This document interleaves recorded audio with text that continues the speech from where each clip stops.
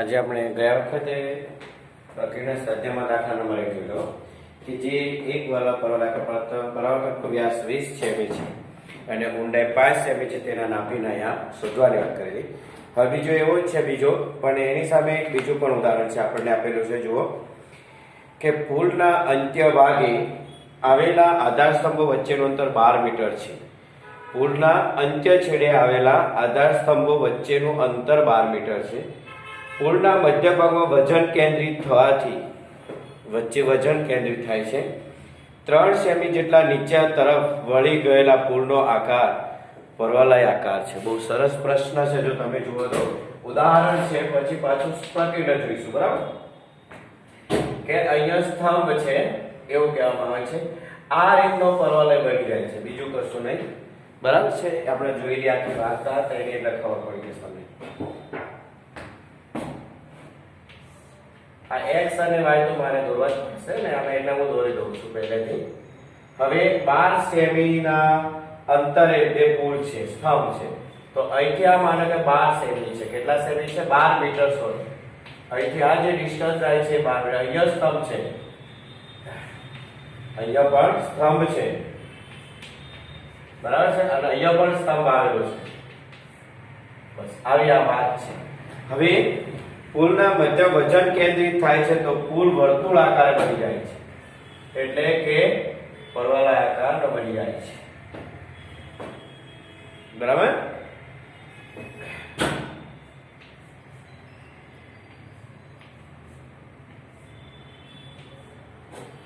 હવે આગળ જોઈએ.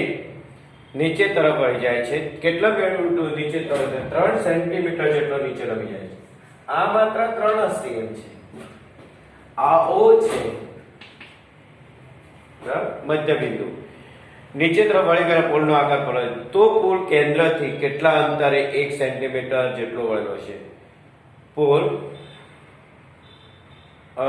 કેન્દ્રથી કેટલા અંતરે 1 સેન્ટીમીટર જેટલો વળેલો છે? અહીંયા છે. આ જે ડિસ્ટન્સ છે 1 cm છે. બરાબર છે. AB બિંદુ અહીંયા આપી દીધું છે, AB. બરાબર. આખું અંતર છે કેટલા સેન્ટીમીટર છે? 12 મીટર છે. સોરી, સેન્ટીમીટર નહીં. અને આ તમારો શું છે? પુલ છે.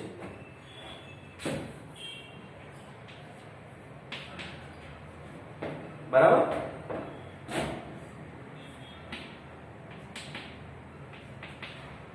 હવે 1 સેન્ટીમીટર છે તો એ પ્રશ્ન શું છે? હા, નીચે તરફ વળી ગયેલો પુલ છે તો પુલ કેન્દ્રથી કેટલા અંતરે 1 સેન્ટીમીટર જેટલો વળેલો હશે એવું કહે છે.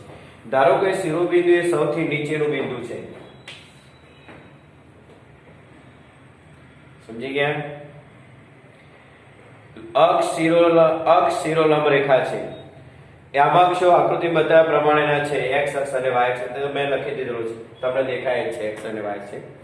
પરવલયનું સમીકરણ જે y અક્ષની દિશામાં છે, પરવલય y છે એટલે x² = 4ay. y અક્ષની ધન દિશામાં છે. શું છે? y અક્ષની ધન દિશામાં હોવાથી પુલ જે છે આપણી પાસે, જે પુલ છે એ પુલ y અક્ષની ધન દિશામાં હોવાથી પરવલયનું સમીકરણ x² = 4ay થઈ જશે. બરાબર છે. અહીંયા જે છે 6 અને 3/10, અડધો ભાગ જે થશે, આખો 12 મીટર હોય તો આ ભાગ કેટલો થશે? અડધું ડિસ્ટન્સ કેટલો થાય? 6 મીટર થશે. તો આ બાજુ પણ 6 મીટર થશે. બરાબર છે. ઓકે. અને જે 3 સેન્ટીમીટર છે તેને મીટર કરવા હોય તો કેટલા થશે? 3/100 મીટર થશે. 3/100 મીટર. તો 6, 3, 100 માંથી આ બિંદુ પસાર થાય છે. તો 3/100. આ 3 છે ને, એટલે આ બિંદુ પાછળનો હશે, એટલે પહેલો હશે 6 નો, બીજો હશે 3 મળશે. જોઈ લો આ બિંદુ. આ જે છે અડધો ભાગ 6, એટલે આ બિંદુ 6 અને આ બિંદુ છે 3 છે. તો આ બિંદુ થશે 3, 6, 100 થશે. 100 કેમ લખ્યા આપણે? સેન્ટીમીટર ના મીટર. હવે તમે પરવલયના સમીકરણમાં કિંમતો મૂકી દો. માટે y² બરાબર x² બરાબર 4ay. 6 નો સ્ક્વેર બરાબર 4a, y ની કિંમત 3/100 માટે a બરાબર 36 ગુણ્યા 100 છેદમાં 4 ગુણ્યા 9 ચોક 36 3 તરી 9 a બરાબર કેટલા મળશે 300 મીટર.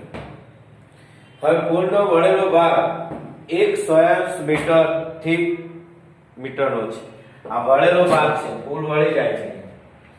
આ વળેલો જે ભાગ છે 1 સેન્ટીમીટર છે. કેટલો છે 1 સેન્ટીમીટર બરાબર 1/100 મીટર.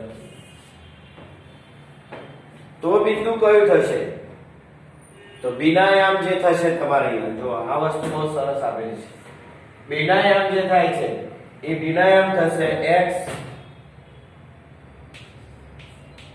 અને 2/100. તે રીતે હું તમને કહી દઉં છું. આખો ડિસ્ટન્સ 3 છે, આ 1 સેન્ટીમીટર છે, તો આ કેટલા સેન્ટીમીટર હશે 2 થશે. તો 2 સેન્ટીમીટર ના મીટર કેટલા થશે 2 છે. એટલે આ જે બી બિંદુ મળ્યું તમને કયું બિંદુ મળશે બી. બરાબર છે. વધારે પૂછવાનું નહીં થાય તમને આપણે થોડું ગુસ્સે ફરી કરી જોઈએ એટલે તમને ખબર પડી જશે. કારણ કે આપણે બે વખત કરીએ ને એટલે થોડું પૂછવાનું થાય તમારે. બસ આ રીતનું છે અને અહીંથી 1 સેન્ટીમીટર વળી ગયેલું છે. તો આ જે તમારું બિંદુ બી આપેલું છે એ બી બિંદુ આ જે છે 2 સેન્ટીમીટર.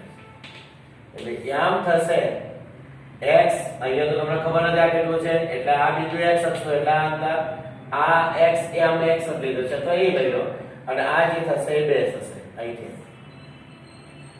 એટલે b ના આમ થશે x 2 એ પણ તમે મૂકો એની અંદર x² બરાબર 4 ગુણ્યા 300 ગુણ્યા 2/2 બીટા ઉડી ગયા 4 ગુણ્યા 3 ગુણ્યા 2 6 ચોક 24 મીટર થશે.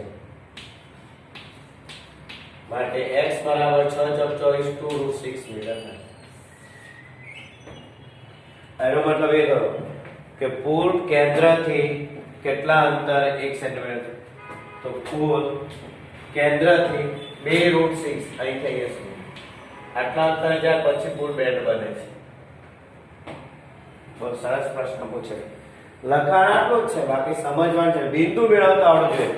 આ એક આખું 3 તો 3 માંથી એક જાય 2 સેન્ટીમીટર ભાગ 2 એટલે બી બિંદુ x0 ના બિંદુ છે 6 બસ બંને વખત આ કિંમતો મૂકી દેવાની અંદર. એટલે તમારી પાસે પહેલા એ શોધી કાઢવાની અને એની કિંમત પાછી સમીકરણ પાછી જવાની. અને પરવલય y અક્ષ ની ધન દિશામાં છે. કઈ દિશામાં છે પરવલય y અક્ષ ની ધન દિશામાં છે. ચલો દાખલો જોઈએ. એક કમાન પરવલયાકાર તેનો અક્ષ શિરોલંબ છે.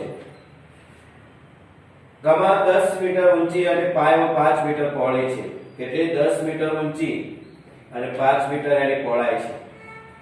પરવલયના શિરોબિંદુથી 2 મીટર દૂર કેટલી પહોળાઈ છે? પરવલયના શિરોબિંદુથી 2 મીટર દૂર કેટલી હશે? તો પહેલા આપણે આકૃતિ દોરીએ એટલે તમને ખ્યાલ આવી જશે. પ્રકેલનો બીજો દાખલો છે. બરાબર.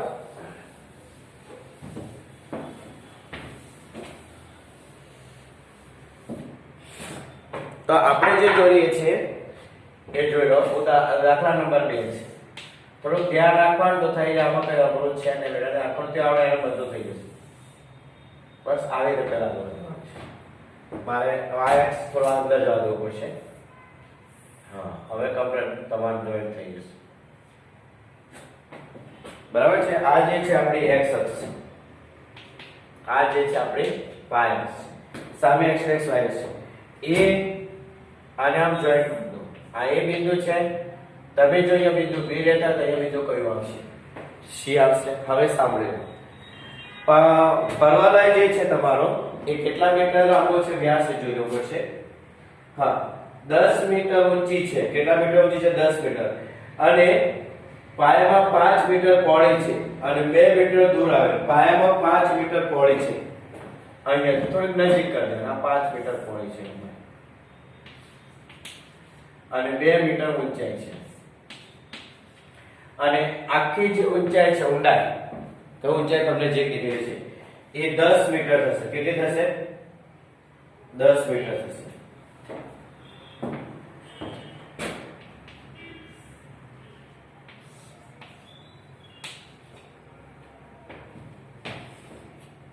બરાબર છે? કેટલી થશે? 10 મીટર છે. તો હવે આપણે એવું લખવાનું છે કે શિરોલંબ કમાન 10 મીટર ઊંચો છે, વાયરો 5 મીટર પહોળી છે, તો એની ત્રિજ્યા કેટલી થાય? આકૃતિ પરથી પરોવલયનું સમીકરણ. પરોવલય કઈ દિશા તરફ છે? y અક્ષ ની ધન દિશા તરફ.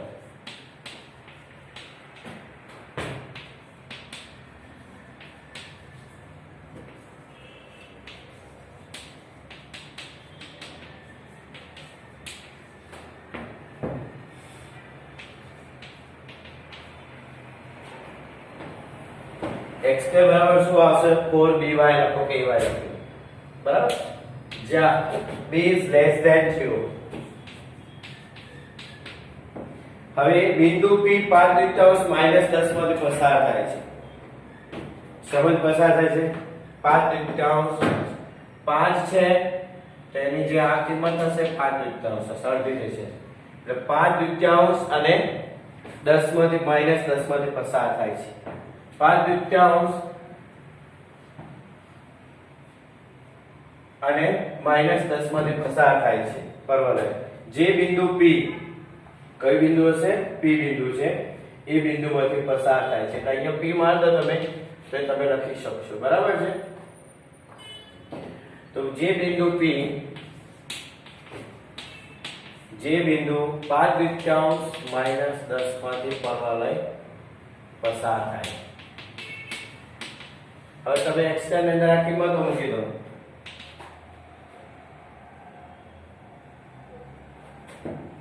પાંચ દુત્યાંશ પ્લસ 10 બરાબર 4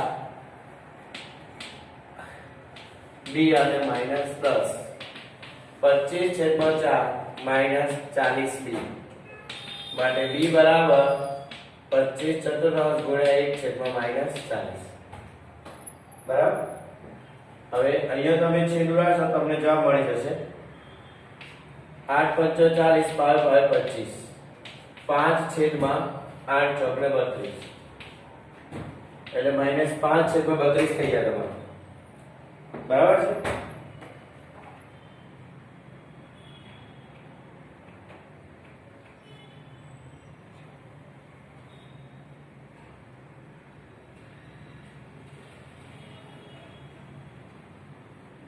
અને આ ચોકડો ખરો ને?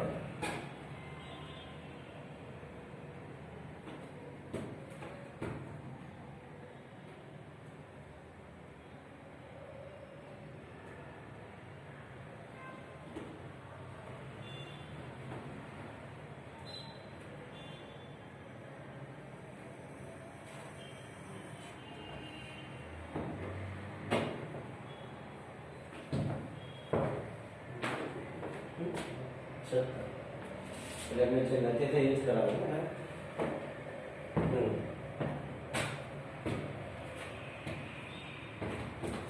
-5/32. હવે x² બરાબર પરોવલયનું સમીકરણ ફરી પાછું લખવાનું 3 બીજી વાર. x² બરાબર 4by એટલે b ની જે કિંમત આવે તમારે ત્યાં મૂકવાની છે. x² બરાબર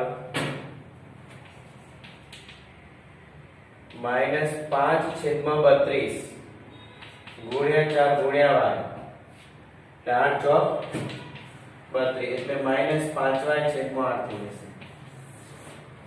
બરાબર? બબ્બે વાર સમીકરણ તમારે લખવાનું થશે. પરોવલયનું શિરોબિંદુ 2 મીટર ઊંડે આવેલું હોવાથી 2 મીટર ઊંડે છે, તો આ બિંદુ કઈ થશે?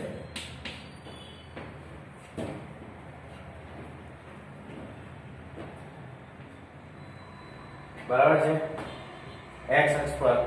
અને અહીંયા જે બિંદુ મળ્યું છે P બિંદુ મળ્યું, એના જે આમ છે ને આ થશે 5/10 અને -10. બરાબર? એટલે હવે જો તમારે ફરી એકવાર દાખલો કરવાનો છે. x - 2 તમારા પરોવલયના સમીકરણ ફરી કિંમત મૂકવા જવાની. 2 મીટર આ બિંદુ છે જે Q છે. કયું છે? Q. અને પરવલયની અક્ષ ઉપર છે અહીંયા x - 2 અહીંયા લખી દો તો આગળ x - 2 અને અહીંયા લખી દો -2 નહીં લખી દો +2. ઓકે, તો આ બિંદુ જે છે q થશે. બરાબર, એટલે ફરીથી x ની એટલે એક જ સમીકરણનો ત્રણ વાર ઉપયોગ થાય છે. શું? એક જ સમીકરણનો પરવલયનો ત્રણ વાર તમે ઉપયોગ કરો ત્યારે જવાબ આવશે.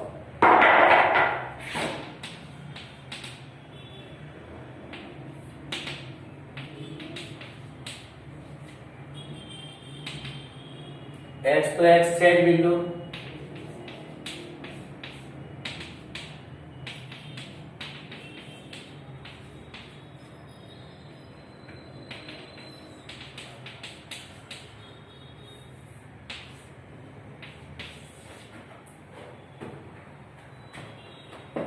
પ્રશ્ન શોધો. પરાવર્તકની પહોળાઈ એ જે પહોળાઈ છે એ 2x થશે. કેટલી થશે? 2x.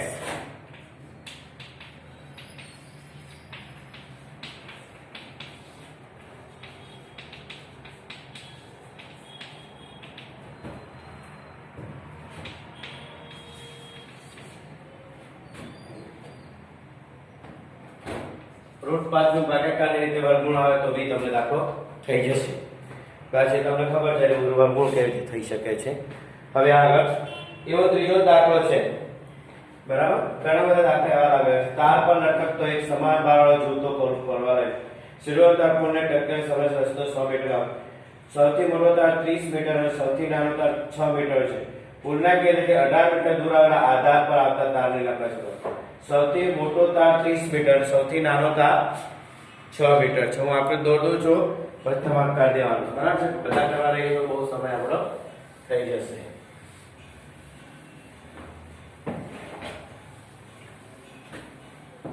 અને એક બીજો એક્ઝામ્પલ છે પણ જોઈએ. આકૃતિ પર જે પ્રવલયનું સમીકરણ શું બને એ તમારે શોધી કાઢવાનું છે.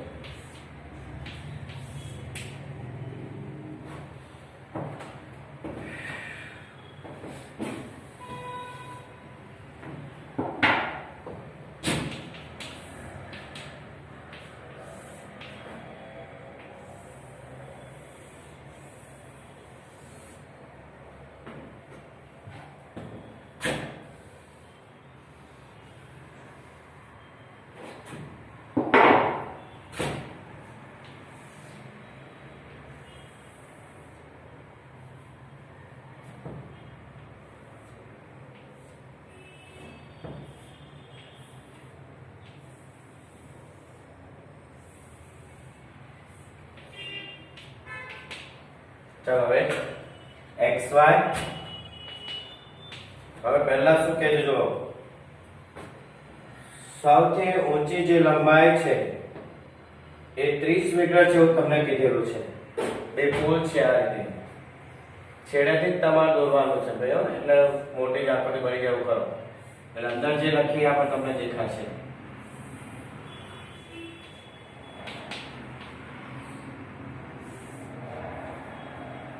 આ રીતે સૌથી ઊંચો જે પુલ છે એની લંબાઈ જે છે એ 30 મીટર છે.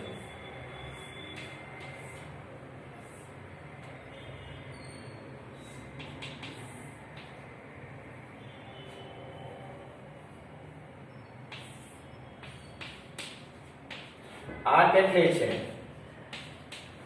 6. તો આ કેટલી થશે? 24 મીટર. જોઈ લો. બરાબર. હવે 18 મીટર એ પહેલા દૂરથી આવેલો છે બિંદુ. કેટલા મીટર? અહીંથી 18 મીટર.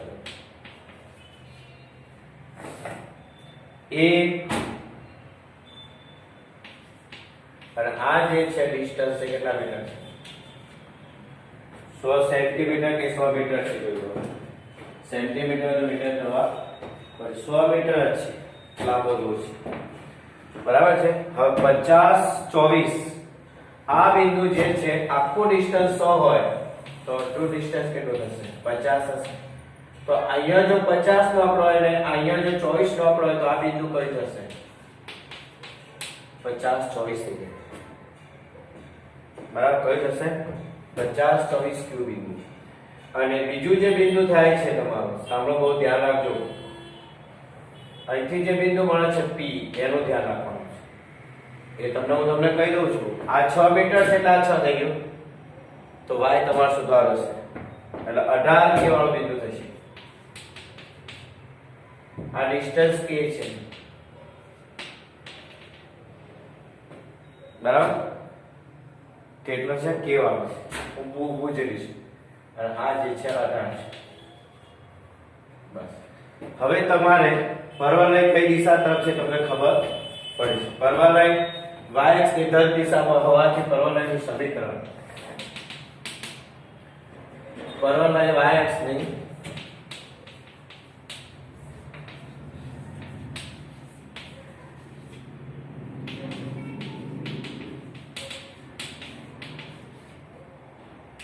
પરવલયનું સમીકરણ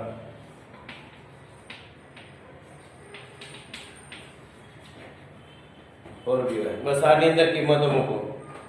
પહેલા લખવાનું બિંદુ P 50 40 24 માં પસાર થઈ વાત કરો તો 24 નો સ્ક્વેર, સોરી, 50 નો સ્ક્વેર આવે બરાબર 4b 24 માટે 4b બરાબર 2500 ભાગ્યા 24, બરાબર? અને છેદ ઉડાડો તો થઈ જાય છે. ચારે અમે 6 ઉડાડેલો છે, 6 ચોક 24, તો અહીંયા 6 ઉડતો જશે તો જેમને લખેલો છે બરાબર 665 છે. 4 એટલે તમને મળશે 625 ભાગ્યા 6. કોના બરાબર? માટે 4b બરાબર 625 ભાગ્યા 6. હવે આપણે એક કામ કરવાનું છે, તમને જે બિંદુ આપેલો છે એનો ઉપયોગ કરીશું. કેવી રીતે?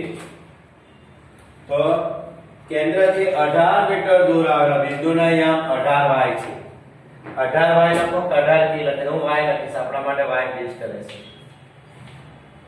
કારણ કે આ y અક્ષ છે ને એના અનુસંધાનમાં આ બિંદુ આપણું y છે, બરાબર છે? એટલે હવે એ કિંમત તમારી પાસે મૂળ સમીકરણ ફરીથી મૂકવાનું છે. શું કરવાનું છે? મૂળ સમીકરણમાં કેન્દ્રથી 18 મીટર દૂર આવેલું બિંદુ ના યામ q 18y છે, p માટે 18 નો સ્ક્વેર બરાબર 4b y. y ની કિંમત તમે જે લાવ્યા છે મૂકી દો.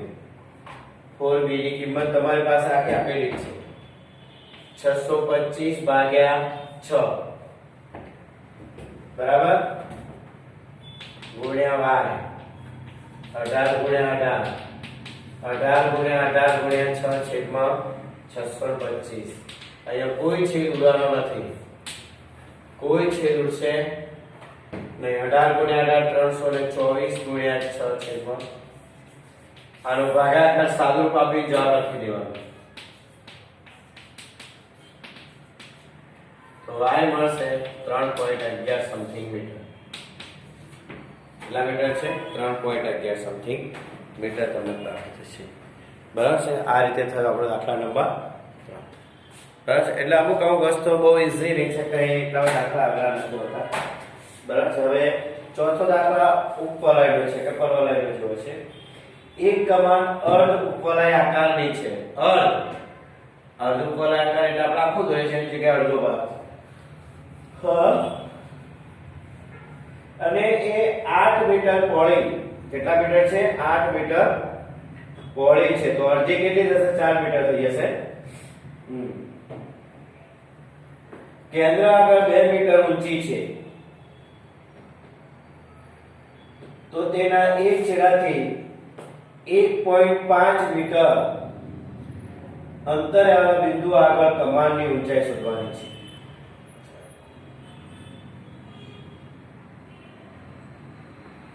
જો કમાન 8 મીટર પહોળી હોય ને તો શિરોબિંદુથી, એટલે ઉગમ બિંદુથી શિરોબિંદુ અંતર 4 મીટર થશે, એટલે 4 0 તમારે એનું મૂલ્ય 4 આવશે.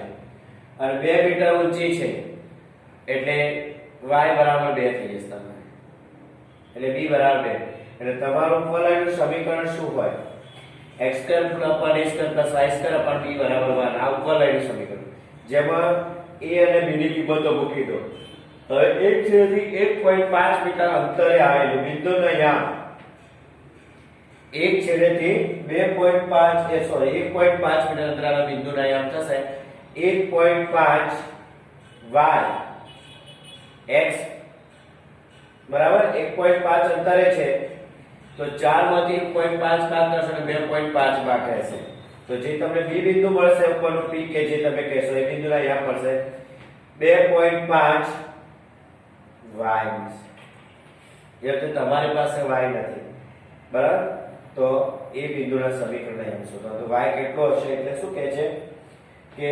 2.5 મીટર અંતરે આવેલું બિંદુ આગળ કમાનની ઊંચાઈ શોધવાની છે જો આકૃતિ આ પ્રકારે આવશે પહેલા સમજો બરાબર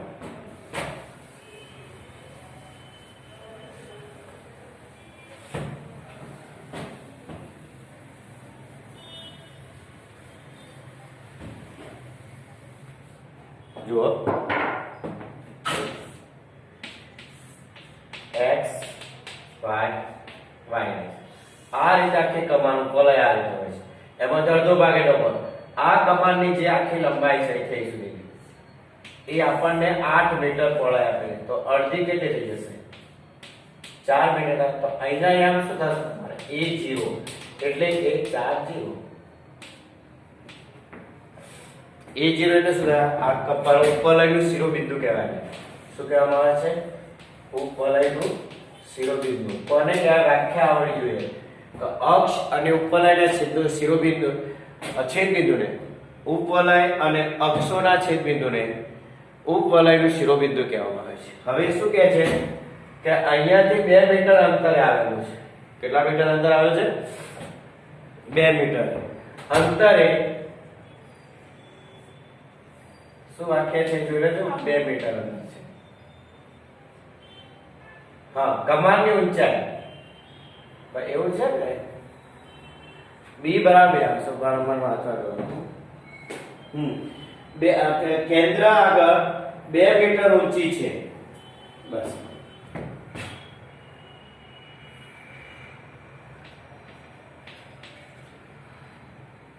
તો આ બિંદુ p કહે તો આના યામ શું થશે આના યામ શોધવાના છે અને એ પણ પછી બિંદુ લાવવાનું છે હજુ બાર એ બિંદુ પર તમારે લાવવાનું છે અને અહીંયા 1.5 મીટર દૂર રહેલું છે અહીંથી 1.5 મીટરની કમાન અટકે છે આ 2 મીટરની લંબાઈ છે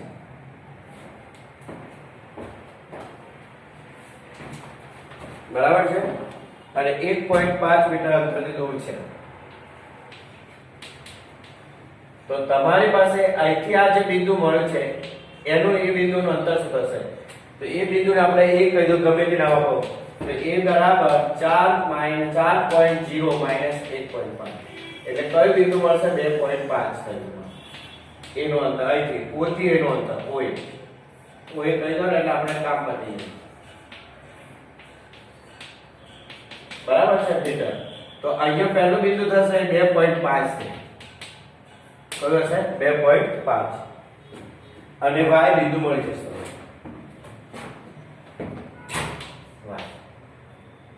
બસ આટલું તમારે પહેલા કરવાનું છે જ્યારે કમાનની ઊંચાઈ 2 મીટર હોય ત્યારની આ વાત છે હવે કમાનની ઊંચાઈ 2 મીટર છે એટલે આ ડિસ્ટન્સ છે 2 મીટર છે તો b ના યામ 0 b એટલે કે 0 b હવે તમારી પાસે 0 2 એટલે b પણ છે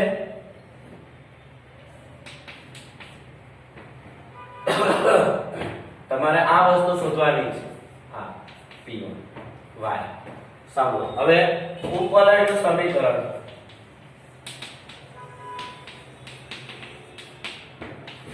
x square upon a square y square upon b square બરાબર x square upon 100 y square upon 4 બરાબર હવે આ ઉપવલયમાં એવું કહે છે કે કમાન 1.5 મીટર દૂર આવેલો હોય તેવો બિંદુ p છે તો તમારો જે OA નો યામ મળે છે એ સુધીનો અક્ષક્ષેત્રફળ બિંદુ એ 2.5 હશે એટલે ઉપવલય 2.5 y માંથી પસાર થાય છે સમજ પસાર થાય છે 2.5 y માંથી પસાર થાય છે 1 છેદથી 1.5 5 અંતરે આવેલા બિંદુના નામ લખવાના. એક છેડેથી 1.5 મીટરના અંતરે આવે. હવે અહીંયા બિંદુ જે હું લખું છું એ બિંદુ કોના પર હશે? બિંદુ ઉપવલય પર છે.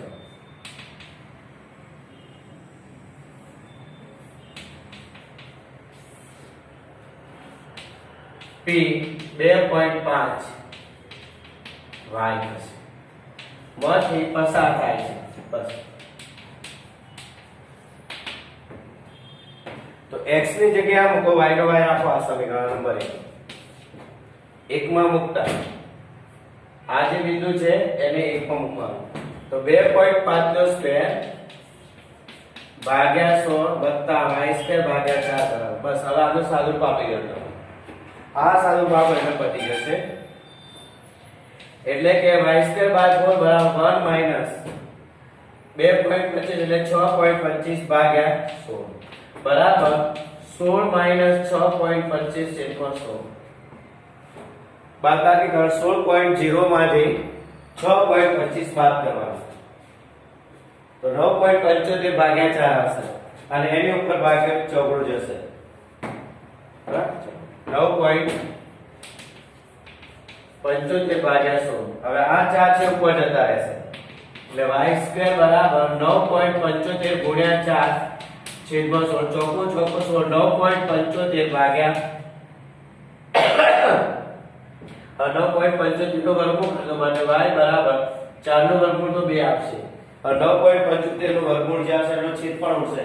એની સાથેનો જે જવાબ આવે તે 1.56 મીટર જેટલો લગભગ જવાબ આવશે. એટલે હું આવી રીતે લખી દઈશ અંડર રૂટ બરાબર 1.56 મીટર. 9.75 જે છે ને એનું તમારું વર્ગમૂળ શોધવું પડે. ભાગ્યા લગભગ 9 લઈ લો, 75 કાઢી નાખો તમે તો 9 નું વર્ગમૂળ 3 થશે. 3 ભાગ્યા 2 1.5 હશે એવું રાખો આશરે. એટલે તમારો બહુ વાંધો ના આવે.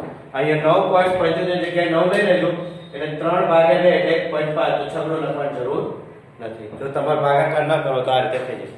આ રીતે દાખલા નંબર 4 બરાબર. ચલો ઓકે.